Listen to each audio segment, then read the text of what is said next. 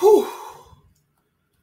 Abba, your heart can go for a toss when you see games like these. And Chelsea went to Palace, first Premier League game in a while, first Premier League game under Graham Potter, and we managed to beat Crystal Palace. And now that is 11 wins in a row against Crystal Palace. Starting 2017-18, the home game, the second home game, we have won 11 in a row against Crystal Palace, all competitions included. So, I mean, it wasn't a pretty performance, it was a pretty poor performance, in fact, but we somehow managed to get the job done. And that is what sometimes you rely on when you're not playing bad, when you're not playing great. You just want to get the result and move on. And we needed this result. We got this result. And now we can look forward to AC Milan on Wednesday in the Champions League, where we really need that win because we've only got 1 point from 2 games in the first 2 games. So, looking forward to that. But before I go into this match review any further, I would like all of you to make sure to like this video. Make sure to subscribe to PB Talks. Make sure to hit the bell symbol. A big thank you to everyone who joined my live stream of the North London Derby. Almost about 600 views. I never expected that, to be honest. And expecting more in tomorrow's Manchester Derby. That's going to be fire as well because both teams have been playing well, although it has been a lengthy break. So, internationals and stuff happened. But yeah, expecting a great game tomorrow. I will be doing a live stream for that as well. Make sure to check it out on PB Talks. I will be sending out the live links about tonight my time. As I'm recording, it's about 11:30 a.m. So in about 7-8 hours, I'll be sending out the live links because I've got to go to like a couple places today to sort out some stuff. So yeah, Chelsea went to Palace. Palace, we all know it's not an easy place to visit. Hella teams have gone there and struggled. We did struggle today as well, but at the end of the day, we somehow pulled the result out of the bag. So we did start with 4 at the back. This is the lineup which we started with. Kepa started in goal. Mendy was not back to full fitness, so we went with the back 4 of Reece James, Wesley Fofana, who came back into the lineup, Thiago Silva, and Ben Chilwell. I don't know why I was saying Reece Chilwell for some reason, but Cucurella was out for this game due to an injury. Hopefully, he'll be back for the Champions League game. We went with the midfield of Mason Mount, Jorginho, and Kovacic, and our front 3 was Sterling, Aubameyang, and Kai Havertz. So we started the game on the front foot. We were peppering the box, although not creating much chances. Again, as usual, it's the final ball that usually lets us down. But we started the game well. We started at high tempo. We pressed on the front and we didn't allow Palace any breathing time. But it led to nothing. And then pretty early in the game, about 3 mistakes from Wesley Fofana leads Palace to the first shot on goal and that first goal. First one, Wesley Fofana, no pressure, gives it straight to that player. And then immediately realizes, oh shit, I've got to cover up. And then he tries to step up. He gets beaten by Edward. And then the ball goes out wide. And then when the ball is with Jordan Ayew, look at Wesley Fofana's position when he starts. And it's these small things. You don't need to really be tactical genius to understand that you need to stand with your defender, that which you are taught from a school. When you're taught from school, you need not be a Premier League footballer to know that you need to stay with your defender. You can come up with 1,000 tactics saying, oh, he's in this position. I mean, dude, you're a defender. Stay with your fucking attacker. It's not rocket science, is it?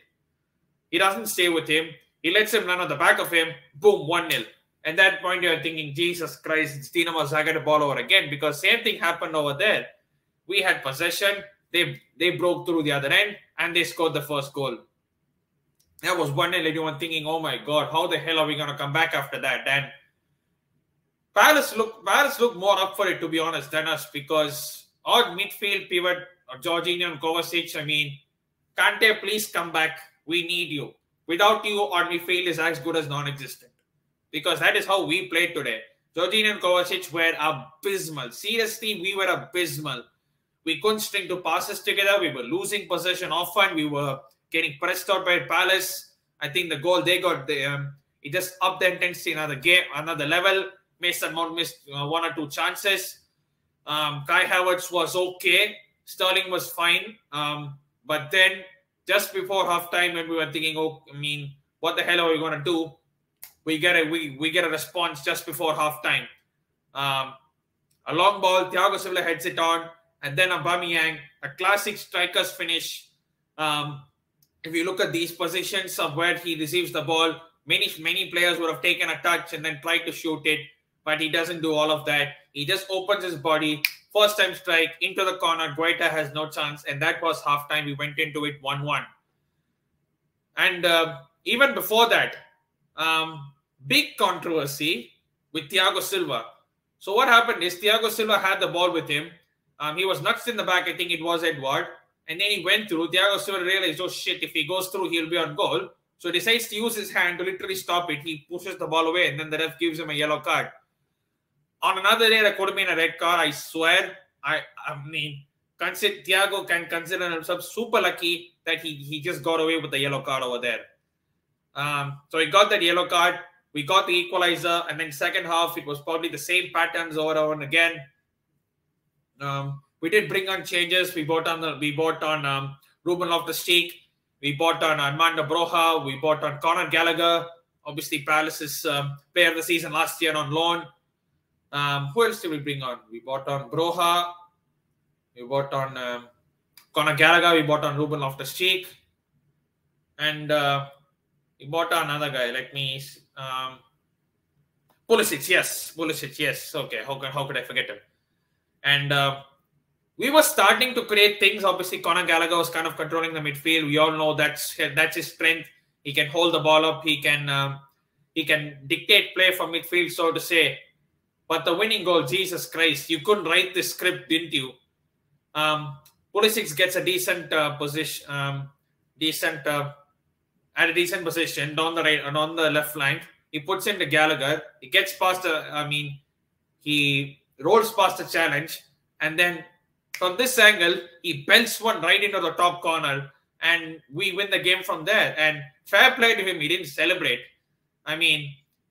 Yes, you were a Chelsea player, although you were at Palace and loan. You have every single right to celebrate if you score a goal. But he didn't celebrate, and fair play to him. But that culminated, and that somehow that win will paper over how poor we have been in this game. Even last season at Palace, we were pathetic, but we somehow got the 3 points. This season, I wouldn't say pathetic, but we were pretty below average, I would say. At best, we were below average. And we somehow won the game. And there were some frustrating moments when we were in good positions and we didn't make most use of it. The likes of Sterling taking a touch too heavy, Havertz taking a touch too heavy. There was a pass back in the first half where we should have at least hit the target. There was some good position of play, and then we forced one of the Palace defenders to pass it straight back to the keeper, and the keeper just hold it. That's a pass back rule. When your defender passes it back to you deliberately, you should not be catching that. You should be just kicking out of play or use your feet to do whatever. But overall, we won. That's all, and can't really say more about that. You look at the standings here as we speak. We're currently 5th in the table. Obviously, Arsenal are top, City are 2nd, Spurs are 3rd. Northern Derby happened today, so Arsenal beat Spurs. Brighton are 4th. They got a draw at Liverpool. They went 2-0 up. Liverpool came back to make it 3-2, but then Brighton made it 3-3 at the end. It could have gone either way. Then Chelsea are now in 5th on 13 points. One ahead of Man United, who have a game in hand. Obviously, they play the Manchester Derby tomorrow. And then you go down the table like that. You see Newcastle, Fulham. Newcastle just smashed Fulham today. They beat them 4-1. Liverpool, obviously, with the draw, and then it just goes forward like that. So, only 7-8 games in. The table is shaping up pretty nicely, but obviously, we cannot judge anything at this point of time. Obviously, with the World Cup coming in a month or so, there is not going to be really any part of consistency. So this 1.5 months is where the teams have to find a bit of consistency going into the World Cup. And after the World Cup, when the teams resume on Boxing Day, they need to start picking up form as well, because this month is jam-packed for most teams that are playing European football. You have a game literally every 3 days. Even Chelsea's case, we face AC Milan on Wednesday, then we play Wolves, then that's the reverse fixture, the San Siro, we play Villa away, we play Brentford away, we play United at home, and then we play Salzburg away. It's all in the space of 3 days, so everything is super congested, and this is where squad depth will definitely be shown, and injuries will definitely play a key part, because not your starting 11 for whoever played today or they'll play tomorrow. They cannot play literally every single game. We need to have rotation, because players are also humans. Unless you're UEFA, who thinks that players are fucking robots and they can play every single game. But yeah, that was about it. We won. At the end of the day, that's what all it matters. 3 points and we move on to Milan. If you're new to this channel, make sure to like this video, make sure to subscribe, make sure to hit the bell symbol to get any notifications whenever I upload videos like this or go live. I will be live for the Manchester Derby tomorrow. I'll watch along. I will start at about it's 8 p.m. CST, which is about 6:30 p.m. IST. So I'll start maybe 10 minutes before that, and we'll carry on through the whole game. And as I keep saying at the end of every single video, we're still in the midst of a pandemic. Make sure to stay safe and wash them hands. Thank you, everyone. Catch you later.